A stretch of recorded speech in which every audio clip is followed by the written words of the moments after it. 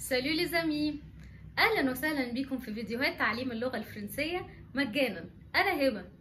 درسنا النهارده بيكون بعنوان les adjectifs possessifs. les adjectifs possessifs يعني ايه les adjectifs possessifs؟ يعني صفات الملكيه. احنا متعودين ان كلمه adjective هي الصفات، وكلمه possessive هي البوسيشن اللي هو الملكيه. طيب يبقى les adjectifs possessifs هي صفات الملكيه. الدرس ده سهل جدا وتقريبا هو حفظ، لكن برضو تختلف ان احنا نبقى فاهمين هنستخدمه ازاي عن ما نكون مجرد يعني بنحفظ الكلمات وبنكتبهم كده. طيب تعالوا نشوف ايه هي الادجكتيف بوسيسيف. لو انا عايزه اقول باللغه الانجليزيه كتابي هقول ايه؟ هقول my book. باللغه الفرنسيه هقول mon livre. شفتوا هي شبه بعض ازاي؟ من my book لمون ليفر. طيب الفرنسويين عندهم الاشياء مذكر ومؤنث، يعني مش زي اللغه الانجليزيه بيقولوا ايه a book the book. لا، ده احنا خدنا في ادوات المعرفه ان ذا دي لوحدها ليها لو لا لي، وخدنا ان في ادوات النكره خدنا ان وان ودي. كمان في الادجكتيف بوسيسيف اللي هي صفات الملكيه كل حاجه يعني المذكر بنستخدم له مو، المؤنث بنستخدم لها ما، الجمع بنستخدم له مي، الجمع بنوعين. طيب حلو قوي. يبقى اذا انا لو بتكلم عن نفسي وعايزه اقول ان انا بملك الحاجه دي، يبقى لو الكتاب ده بتاعي هقول عليه ايه؟ مون ليفر. mon livre. mon livre. طيب لو انا مثلا لو حد في بني ادم عايز يتكلم عن زوجته، فكلمه زوجه باللغه الفرنسيه هي femme. يعني زوجه يعني femme. يعني لو راجل بيتكلم عن مراته هيقول ايه؟ ma femme. ma femme. ma femme. خلي بالنا هنا لان في ناس كتير بتتلخبط تقول طب ما هو لو راجل يبقى ياخد مو بتاعت المذكر. لا، خلي بالكم صفات الملكيه سواء انا هستخدم الفورمه المذكره او المؤنثه او الجمع، ده بيعتمد على الحاجه المملوكه مش المالك. كمل الدرس بتاعنا. طيب لو الحاجه اللي انا بملكها هي حاجه جمع، يعني مثلا زي ايه؟ زي المفاتيح كلي، خدناها في درسين سبقوا. طيب كلي يعني مفاتيح. طيب لو انا عايزه اقول مفاتيحي هقول ايه؟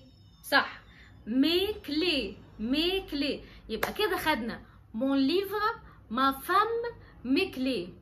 كده فهمتوا الفرق ما بين المو والما والمي. قيسوا على كده نفس الفكره بس هنصرفها مع الضمائر مختلفه. يعني مثلا عايزه اقول ان ده كتابك، يبقى هقول ايه؟ ton livre. هيجي حد يسالني يقول لي ما تفرقش اذا كنت بكلم راجل ولا ست، اقول له لا ما تفرقش، لان صفات الملكيه بتختلف على حسب المملوك مش على حسب المالك. يعني مش على حسب انا راجل ولا ست، على حسب الحاجه اللي في ايدي دي اللي انا بعبر عنها دي مذكر ولا مؤنث. ما يلخبطناش الموضوع ده عشان انا شفت ناس كتير قوي بتتلخبط في الحته دي. طيب لو عايزه اقول زوجتك فهقول ايه؟ ta femme. ta femme. طيب لو عايزه اقول مفاتيحك هقول ايه؟ تكلي. تكلي. طيب لو انا بتكلم عن شخص غائب اللي هو إيل وقلب، طيب عايزه اقول كتابها هقول ايه؟ son livre. son livre. son livre. طيب لو عايزه اقول زوجته هقول ايه؟ sa femme. sa femme. sa femme. طب عايزه اقول مفاتيحها يبقى هقول ايه؟ سي كلي. سي كلي. حلو قوي. يبقى كده عرفنا ان هما الادجكتيف بوسيسيف او صفات الملكيه هما مون ما مي تون تا تي سون سا سي. حلو قوي. طيب لو انا بقى بتكلم عن الجمع اللي هو نو فو الى فيك اس والى فيك اس، اسهل كمان بكتير. ليه؟ لان مش هتفرق مذكر من مؤنث.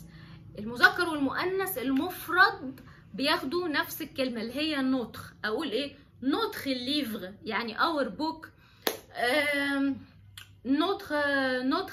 notre كافيه، الكافيه بتاعتنا، notre pays يعني دولتنا، notre ville يعني السيتي بتاعتنا. طيب هتفرق بس لو كانت جمع، هقول ايه؟ نو، يعني مثلا نو كلي يبقوا مفاتيحنا. طيب حلو قوي.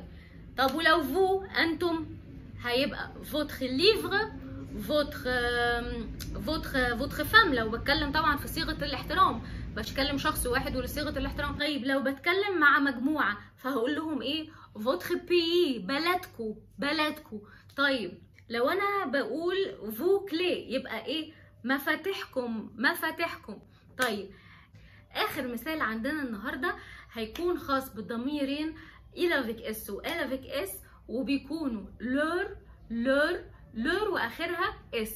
طيب يعني مثلا مثال، لو انا عايزه اقول كتابهم يبقى هقول ايه؟ لور ليفر. طيب لو عايزه اقول السيتي بتاعتهم او مدينتهم، طيب لو عايزه اقول مدينتهم هقول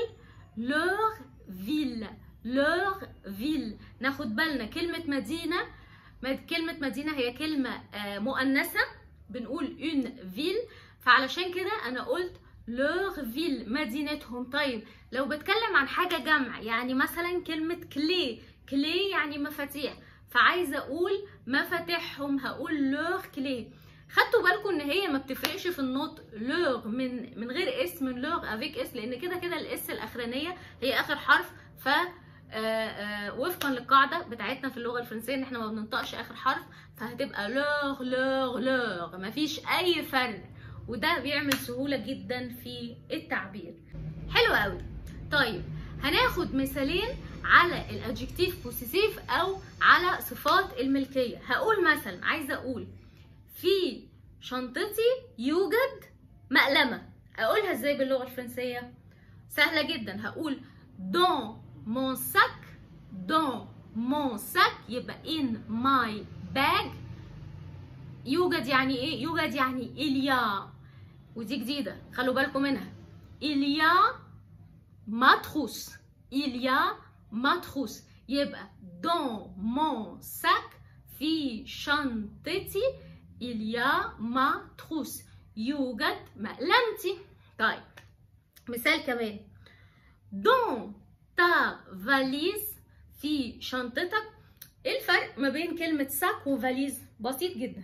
الساك هي الحقيبة اللي احنا بنشيلها عادة، اللي السيدات بيشيلوها، انما الفاليز هي شنطة السفر، بنسميها فال، بنقول دون تا فاليز يعني في شنطة السفر بتاعتك il y a tes lunettes، يوجد عويناتك، يوجد النضارة بتاعتك.